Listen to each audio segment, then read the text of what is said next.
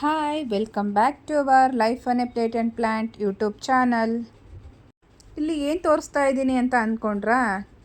ಸ್ವಲ್ಪ ವೆಯ್ಟ್ ಮಾಡಿ, ಇದು ಆಮೇಲೆ ಹೇಳ್ತೀನಿ ಏನು ಅಂತ.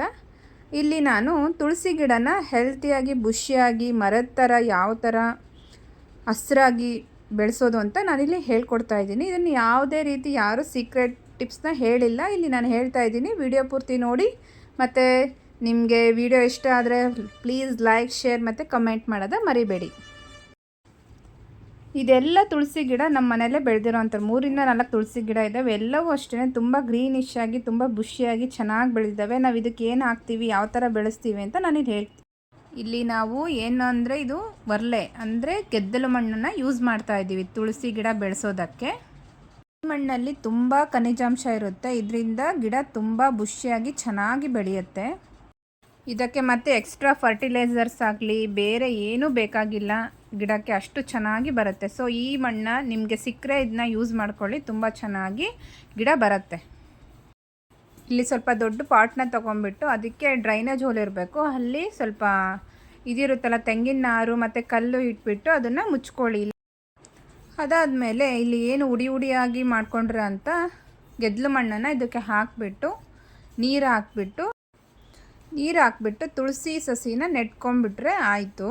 ಮತ್ತು ಇನ್ನೇನು ಎಕ್ಸ್ಟ್ರಾ ಫರ್ಟಿಲೈಸರ್ಸು ಏನು ಬೇಡ, ಈ ಮಣ್ಣು ಒಂದೇ ಸಾಕು ಗಿಡ ಚೆನ್ನಾಗಿ ಬುಷಿಯಾಗಿ ಬೆಳೆಯೋದಕ್ಕೆ.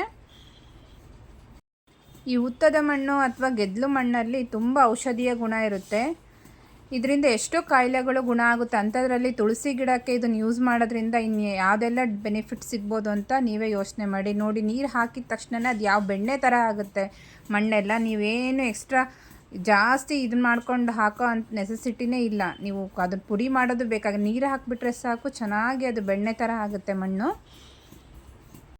ನೀರು ಸರಾಗವಾಗಿ ಹೋಗೋದ್ರಿಂದ ಯಾವುದೇ ಥರ ಬೇರು ಕೊಳೆಯೋದಾಗಲಿ ಏನೂ ಆಗೋದಿಲ್ಲ, ಚೆನ್ನಾಗಿ ಗಿಡ ಬೆಳೆಯುತ್ತೆ ಇದರಲ್ಲಿ ಈ ಮಣ್ಣ ಯೂಸ್ ಮಾಡೋದ್ರಿಂದ.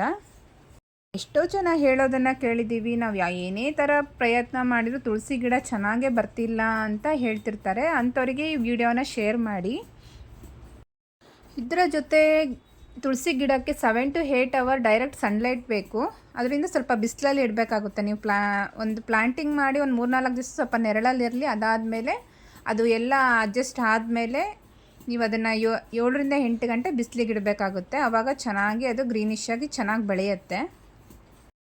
ನಿಮ್ಮ ಹತ್ರ ಹುತ್ತದ ಮಣ್ಣು ಜಾಸ್ತಿ ಇಲ್ಲ ಅಂತಂದರೆ ಬೇರೆ ನಿಮ್ಮ ಗಾರ್ಡನಿಂಗ್ ಏನು ಸಾಯಿಲ್ ಇರುತ್ತಲ್ಲ ಅದ್ರ ಜೊತೆಗೆ ಇದನ್ನು ಮಿಕ್ಸ್ ಮಾಡಿ ಬೇಕಿದ್ರೆ ನೀವು ಯೂಸ್ ಮಾಡ್ಬೋದು.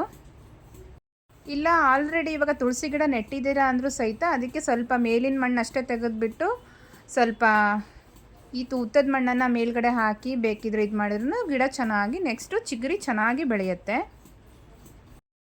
ಈ ಗಿಡದ ಅಪ್ಡೇಟ್ನ ನಾನು ನೆಕ್ಸ್ಟ್ ವಿಡಿಯೋದಲ್ಲಿ ಅಂದರೆ ಇನ್ನೊಂದು 15 days ಬಿಟ್ಟು ನಾನು ನಿಮಗೆ ಅಪ್ಡೇಟ್ ಮಾಡ್ತೀನಿ. ಅದಕ್ಕೋಸ್ಕರ ನೀವು ನಮ್ಮ ಚಾನಲ್ನ ಸಬ್ಸ್ಕ್ರೈಬ್ ಮಾಡ್ಕೊಂಡಿರಿ. ಇದೇ ಥರ ನಿಮಗೆ ಗಾರ್ಡನಿಂಗ್ ಟಿಪ್ಸ್ಗೋಸ್ಕರ ನಮ್ಮ ಚಾನಲ್ನ ಫಾಲೋ ಮಾಡಿ. Thank you for watching.